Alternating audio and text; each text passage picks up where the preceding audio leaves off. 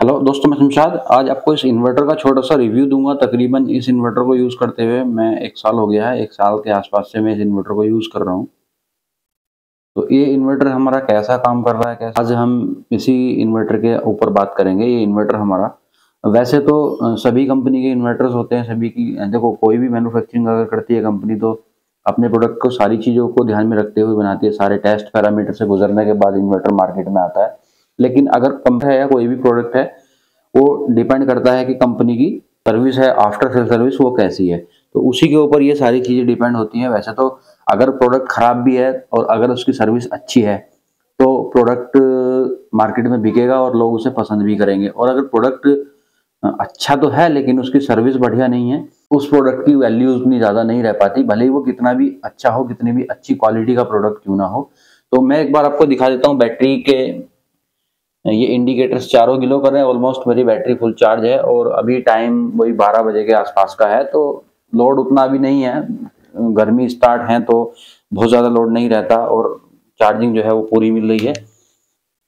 तो एक बार अभी मैंने लास्ट टाइम इसका वीडियो तकरीबन 2-3 महीने पहले इसका वीडियो डाला था। इसकी सर्विस में मुझे दिक्कत आ रही थी, तो सर्विस इसकी मुझे मिली तो, लेकिन बहुत दिक्कतों का सामना मुझे करना पड़ा। तकरीबन 2 से 3 महीने के बाद में मुझे सर्विस मिली है और बहुत ज़्यादा मेजर इसमें इशू नहीं था। तो मैंने बाद में बात भी करी जो कंपनी के सेल्स एग्जीक्यूटिव हैं या और बाकी जो सर्विस वाले हैं उनसे मैंने बात करी, तो वो यही बोल रहे थे कि मेजर अगर कोई इसमें कंप्लेन होती तो आपको सर्विस जल्दी मिल जाती। जो लापरवाही हुई है वो इस वजह से हुई है कि इसमें ज़्यादा इशू नहीं था, ये सिर्फ बटनों का इशू था। अब वो कितनी सच्चाई है उसमें, इसके बारे में तो मैं कुछ नहीं बोलना चाहूँगा, लेकिन मैं आपको एक बार बता देता हूँ। यहाँ पे ये बटन ये वाला काम कर रहा था, सिर्फ जो विंडो लॉक वाला।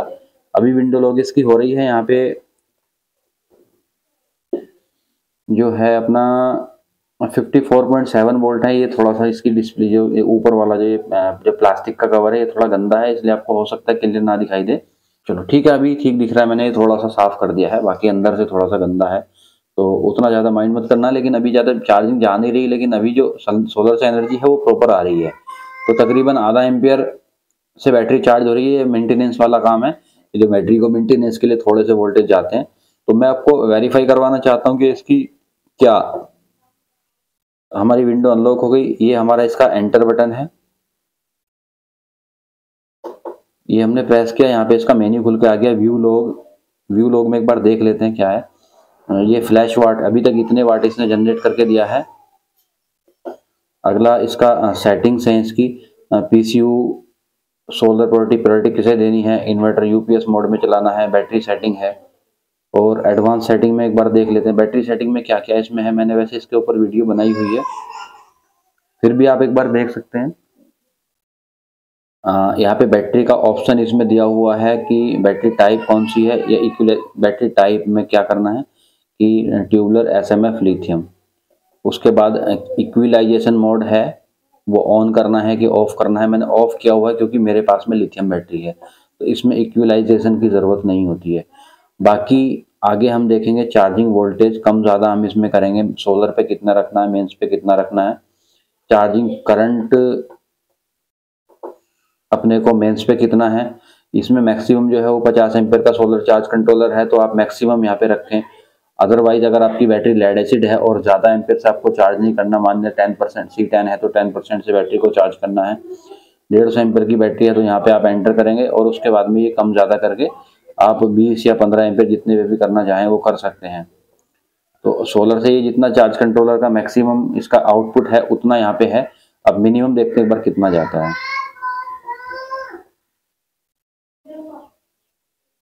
मिनिमम इसका 20 एम्पीयर है, यानी कि आप इस पे अगर 200 एच की बैटरी लेड एसिड से कम लगाएंगे तो बैटरी की हेल्थ के लिए सही नहीं रहेगा। अगर आप इस पे कोई ऐसी बैटरी लगाते हैं जो 60 एम्पीयर या 50 एम्पीयर की है तो बैटरी जल्दी खराब हो जाएगी। इसलिए मैं इसे बैक कर लेता हूँ यहीं पे बिना सेव करे। लेकिन ये सेव हो गया, इसमें सेव करने की ज़रूरत नहीं पड़ी। मैं इसे फिर से 50 एम्पीयर पे कर देता हूँ, 45, ये 50 हो गया। अब आता है मेंस पे। मेंस पे कितनी इसका जो ट्रांसफार्मर है वो कितने एम्पीयर से बैटरी चार्ज करने के लिए कैपेबल है। तो यहाँ पे सिर्फ 15%, 15, 14, 13, 15 से ऊपर ये नहीं जा रहा, ये 12 से 15 के बीच में बैटरी को चार्ज करेगा। तो मेंस में यूज नहीं करता, इसलिए मुझे उसकी ज़्यादा ज़रूरत नहीं है, तो इसे हम ऐसे ही सेव कर देते हैं। बाकी ये दोनों चीज़ें हमारी कवर हो गई चार्जिंग की। अब नीचे क्या आता है, इसमें बैटरी के पैरामीटर ऑलमोस्ट हमने चेक कर लिए हैं। तो ये ऑलमोस्ट हमारा जो है वो सेटिंग हो गई है। अभी हम स्मार्ट मोड यहाँ पे चल रहा है, तो अभी 126 वोल्ट सोलर के हैं। अभी एम्पियर यहाँ पे दिखा रहा था, तो मैं अभी विंडो लॉक करूँगा। जो चार्जिंग वोल्टेज है हमारे बैटरी के वो दिखाएगा। यहाँ पे ग्रिड का कुछ है नहीं, यहाँ पे दिखा रहा है ग्रिड 0 है। यहाँ पे ये आउटपुट यहाँ पे दिखा रहा है। विंडो लॉक कर दी। 229 वोल्ट आउटपुट के हैं। लोड अभी ऑलमोस्ट ना के बराबर है। थोड़ा एलईडी बल्ब जल रहे हैं। 50 हर्ट्ज यहाँ के फ्रीक्वेंसी है और यहाँ पे 224 यूनिट इसने बना के दी है, यानी कि लोड हमारा उतना ज़्यादा नहीं है। 1 साल का जनरेशन है। बीच में आई थिंक कि जब मैंने इसका पैनल चेंज कराया था तो उस टाइम इसका जनरेशन 0 हो गया होगा, मुझे याद नहीं है। बहरहाल जो एक्चुअल है वो आपके सामने है। अब अगला देखते हैं हम बैटरी के, इसके वोल्टेज, बैटरी के पैरामीटर। ये अपना 54.6 वोल्ट से बैटरी चार्ज हो रही है, मतलब बैटरी हमारी ऑलमोस्ट फुल चार्ज है। अगर इसका चार्जिंग वोल्टेज बढ़ा देंगे तो बढ़ जाएगा, नहीं तो ये इतना ही रहेगा। यहाँ पे यूपीएस हमारा ऑन है। चार्जिंग यहाँ पे सोलर से चल रही है। ये सारे इंडिकेटर, मुझे आज तक बैटरी लो का तो साइन मिला नहीं है। मेंस मैंने कनेक्ट नहीं किए। ओवरलोड 1-2 बार उस टाइम पे मिला था जब मैंने हीट गन इस पे चलाई थी, कुछ काम था तो मैंने उस टाइम ओवरलोड मिला था। मेंस का पता नहीं ग्लो करेगा या नहीं करेगा। ऑनेस्टली मैंने यहाँ पे मेंस कनेक्ट भी नहीं किए। लो बैटरी का 1-2 बार मिला है, लेकिन बहुत कम बार मिला है, ज़्यादा नहीं मिला, क्योंकि जितना मेरा लोड है उसके लिए जो बैटरी है कैपेबल है उतना लोड चलाने के लिए। तो अभी मैं इसको ओपन करके एक बार आपको दिखाता हूँ कैसी कंडीशन में ये इन्वर्टर है। क्योंकि इन्वर्टर अगर आपको कोई भी कंपनी दे रही है तो उसका मेंटेनेंस का खर्च 2 साल का या जितनी वारंटी है उसका कंपनी तो देगी, लेकिन उसका देख रेख जो भी उसका है वो आपने करना है। क्योंकि मैंने एक बार इसे साफ किया था, खोला था बीच में सर्विस से पहले, तो इसमें डस्ट इतनी थी, बहुत ज़्यादा डस्ट थी। अभी भी डस्ट है। मैं एक बार खोल के आपको दिखाता हूँ। पूरा मैं दोनों साइड के पैनल मैंने खोल लिए थे। तो देखिए दोस्तों, ये यहाँ पे इसका जो एमपीपीटी वाला इंडक्टर लगा हुआ है, उधर वो आईजीबीटी लगा हुआ है। ये अपना ट्रांसफॉर्मर है। तो ट्रांसफॉर्मर इस पे लिखा भी है, ये कॉपर में है। ये इसकी प्राइमरी 24 वोल्ट है, सेकेंडरी 230 वोल्ट है। इस हिसाब से जो ट्रांसफॉर्मर है वो डिजाइन है। 3 kV 48 वोल्ट हाई वोल्टेज में पास्ड है। कॉपर इस पे लिखा है, तो कॉपर का होगा, वैसे मैंने देखा कॉपर का ही है। तो अब दूसरा पैनल इसका एक बार खोलते हैं, उधर देखते हैं क्या है। कि देखो डस्ट, कितनी डस्ट है यहाँ पे, देखो इतनी डस्ट है। अब अगर इतनी डस्ट अगर किसी भी इन्वर्टर में रहेगी, मैं पहले से ऑलरेडी एक बार चेक कर चुका हूँ, साफ कर चुका हूँ। तो एयर वाला जो प्रेशर होता है, जो एयर हवा भरने वाला होता है, वो वहां से मैंने करा लिया था। तो यहाँ पे सील इसकी ऑलरेडी ओपन है। जब इसकी सर्विस हुई थी उसके बाद सील कोई इस पर लगाई नहीं थी, तो मैं इसे पूरा पैनल इसका अलग कर देता हूँ। तो ये इसका कैपेसिटर है। इधर इसका ये आईजीबीटी लगा हुआ है। देखिएगा यहाँ पे कितनी डस्ट है।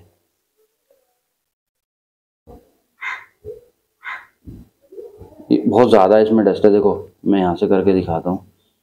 अब ज़्यादा डस्ट अगर रहेगी तो उसमें क्या क्या नुकसान हो सकते हैं। देखो ये इसका कार्ड है। मैं एक बार सेफ्टी पर्पज से यहाँ पे पीसीयू कर देता हूँ बंद।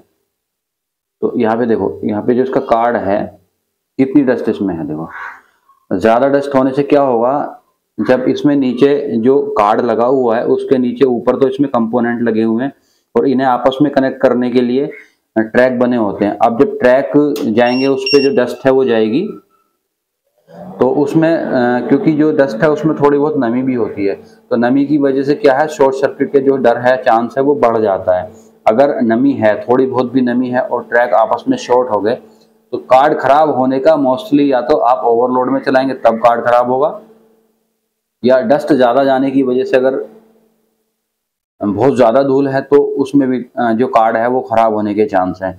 और देखा आपने फैन चला था तो नॉइस इसमें बहुत ज़्यादा नहीं है। अभी इन्वर्टर ऑन है और जो अपना ट्रांसफॉर्मर है वो ना के बराबर आवाज़ कर रहा है। आवाज़ मुझे नहीं आ रही, कैमरे में शायद आपको तो आएगी नहीं, जब मुझे ही नहीं आ रही। तो बाकी इसकी क्वालिटी जो है वो ठीक है, बट थोड़ा सा सर्विस का इशू है। वो कंपनी को मैं यही बोलूँगा कि सही करेगी तो ज़्यादा बेहतर है, क्योंकि देखो सर्विस पहले है प्रोडक्ट से। अगर प्रोडक्ट आप कितना भी बढ़िया क्यों ना बना रहे हैं, अगर आप 100% किसी भी चीज को आप खत्म नहीं कर सकते। अगर आपका प्रोडक्ट बढ़िया है, कितना भी बढ़िया है, लेकिन कभी ना कभी किसी ना किसी प्रोडक्ट में तो जो कंप्लेन है वो आ ही सकती है। इस चीज़ का आपको ध्यान रखना है, कोई भी प्रोडक्ट लेने से पहले किसी भी कंपनी का सर्विस ज़रूर पता करें। बाकी अगर आपका, हाँ, मेरा एक इसका खराब कम होने का रीज़न, क्योंकि इसमें 1 साल में कुछ भी दिक्कत नहीं है सिवाय बटनों के। ये बटन थे जो खराब हुए थे और कुछ इसमें खराब नहीं हुआ, तो क्योंकि मैं मेंस पे यूज़ नहीं करता। अब अगर इसमें आप जो बैटरी है वो मेंस से अगर चार्ज करेंगे तो सीधा ट्रांसफार्मर पे लोड आएगा। अभी क्या है कि जो एमपीपीटी है वो बैटरी चार्ज करता है और बैटरी से हमें जो है ट्रांसफार्मर आउटपुट देता है अपना स्टेप अप करके। तो सिर्फ इतना काम है। अगर मेंस अगर कनेक्ट होगी तो वो इनपुट और आउटपुट दोनों को हमें देगा, यानी कि पहले बैटरी चार्ज करेगा फिर हमें जो लोड है वो चलाएगा बैकअप के टाइम पे। तो इन चीज़ों का आपको ध्यान रखना है। प्रोडक्ट लेने से पहले सर्विस का ज़रूर देखें, क्योंकि सर्विस में मुझे, अब वो माइनर है मेजर है वो कंपनी का इशू है, वो क्या बात को घुमा रहे हैं या जो भी कर रहे हैं, करीब 2 से ढाई महीने मुझे हो गए थे इसकी सर्विस मिलने में। जो इसकी सर्विस है 2 महीने बाद मुझे मिल तो गई, सर्विस इंजीनियर आ गया, लेकिन मैं क्या बताऊँ उसके नखरे इतने थे, वो खुद से भी नहीं आया बंदा। मैं जाके पास में 4 किलोमीटर पे रेलवे स्टेशन है, वहाँ से उसे रिसीव करके लाया, अपने साथ में बाइक पे बिठा के लाया, फिर उसे छोड़ के भी आया। तो बोला सर्दी थी, सर्दी की वजह से मैं नहीं आ पा रहा, बाइक से तो थोड़ा दूर है जहाँ पे उनका ऑफिस है। तो अब ये नखरे कह लो या उसकी मजबूरी थी क्या है वो, लेकिन मैं सर्विस इंजीनियर को एक बोलूँगा कि वो थोड़ा सा एज्ड थे भाई साहब, उनकी 45 टू 50 के आसपास एज थी।